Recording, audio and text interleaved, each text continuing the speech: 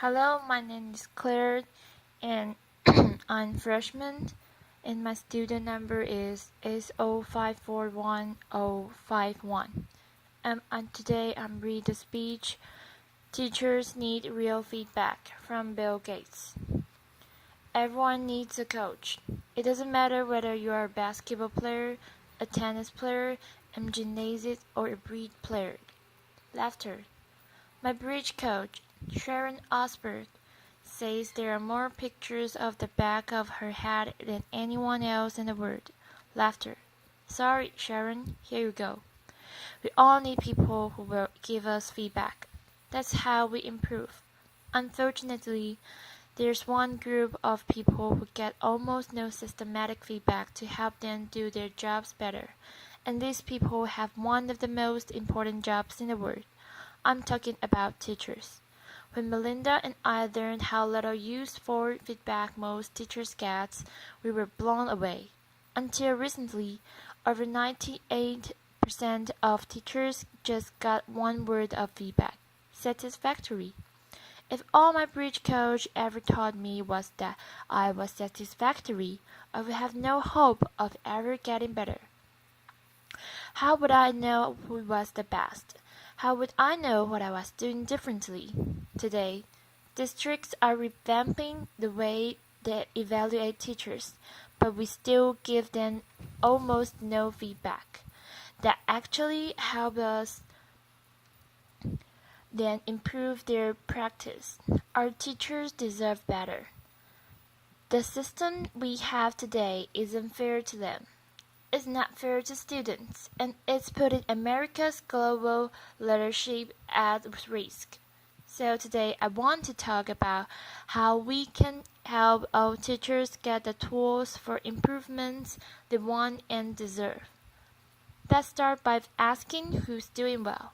Well, unfortunately, there's no international ranking tables for teacher feedback systems. So I looked at the countries whose students perform well academically and looked at what they are doing to help their teachers improve. Consider the rankings for reading proficiency. The US is number 1. We're not even in the top 10. We're tied for 15th with Iceland and Poland. Now, out of all the places that do better than the US in reading, how many of them have a formal system for helping teachers improve? 11 out of 14. The US is tied for 15th in reading, but we're 23rd in science and 31st in math. So there's really only one area where we are near the top, and that's in failing to give our teachers the help they need to develop their skills. Let's look at the best academic performer, the province of Shanghai, China. Now, they rank number 1 across the board in reading, math, and science. And one of the keys to Shanghai's incredible success is the way they help teachers keep improving. They made sure that younger teachers get a chance to watch master teachers at work. They have weekly study groups where teachers get together and talk about what's working. They even require each teacher to observe and give feedback to their colleagues. You might ask, why is a system like this so important? It's because there's so much variation in the teaching profession. Some teachers are far more effective than others. In fact, there are teachers throughout the country who are helping their students make extraordinary gains. If today's average teacher could become as good as those teachers, our students would be blowing away the rest of the world. So we need a system that helps all our teachers be as good as the best. What would that system look like? Well, to find out, our foundation has been working with 3,000 teachers in districts across the country. On a project called Measures of effective teaching. We had observers watch videos of teachers in the classroom and rate how they did on a range of practice. For example, did they ask their teachers challenging questions? Did they find multiple ways to explain an idea? We also had students fill out surveys with questions like, does your teacher know when the class understands a lesson? Did you learn to correct your mistakes? And what we found is very exciting. First, the teachers who did well on these observations had far better student outcomes. So it tells us we're asking the right questions.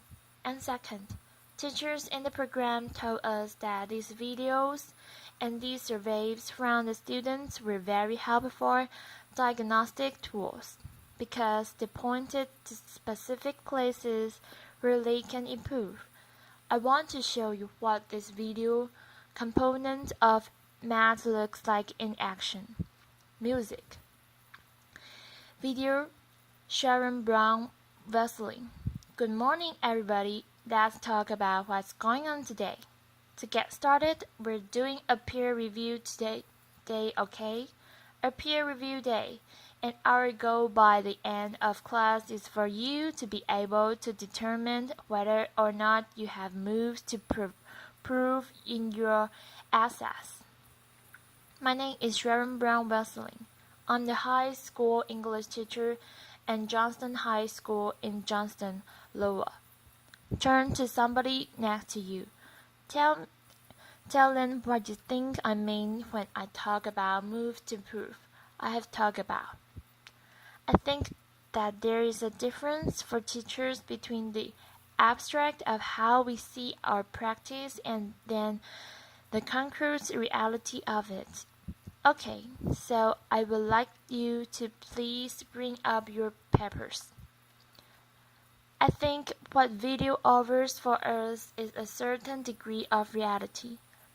You can't really dispute what you see on the video, and there's a lot of to be learned from that. And there are a lot of ways that we can grow as a profession when we actually get to see this. I just have a flip camera and a little tripod and invested in these in this tiny little wide-angle lens. At the beginning of class, I just perched it in the back of the classroom. It's not a perfect shot. It doesn't catch every little thing that's going on, but I can hear the sound. I can see a lot, and I'm able to learn a lot from it. So it really has been a simple but powerful tool in my own reflection. Alright, let's take a look at the long one first, okay? Once I'm finished typing, then I put it in my computer, and then I'm scan in and take a peek at it. If I don't write things down, I don't remember them. So, having the notes is a part of my thinking processes, and I discover what I'm seeing as I'm writing. I really have used it for my own personal growth and my own personal reflection on teaching strategy and methodology and classroom management, and just all of those different phases of the classroom. I'm glad that we have actually done the process before so we can kind of compare what works, what doesn't. I think that video exposes so much of what's intrinsic to us as teachers in ways that help us learn and help us understand, and then help our broader communities understand what is complex work is really all about. I think it is a way to exemplify and illustrate things that we cannot convey in a lesson plan. Things you cannot convey in a standard, things that you can even sometimes convey in the book of pedagogy. Alright, everybody, have a great weekend. I will see you later. Every classroom could look like that. Applause. Bill Gates. One day would like every classroom in America to look something like that. But we still have more work to do. Diagnosing areas where a teacher needs to improve is only half the battle. We also have to give them the tools they need to act on the diagnosis. If you learn that you need to improve the way you teach fractions, you should be able to watch a video of the best person in the world teaching fractions. So building this complete teacher feedback and improvement system won't be easy. For example, I know some teachers aren't immediately comfortable with the idea of a camera in the classroom. That's understandable, but our experience with math suggests that if teachers manage the process, if they collect the video in their own classrooms, and they pick the lessons they want to submit, a lot of them will be eager to participate. Building this system will also require a considerable investment. Our foundation estimates that it could cost up to $5 billion. Now that's a big number, but to put it in perspective, it's less than 2% of what we spend every year on teacher salaries. The impact for teachers would be phenomenal. We would finally have a way to give them feedback, as well as the means to act on it. But this system would have an even more important benefit for our country.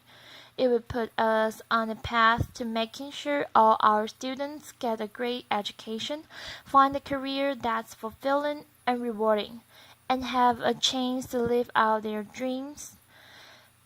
This wouldn't just make us a more successful country.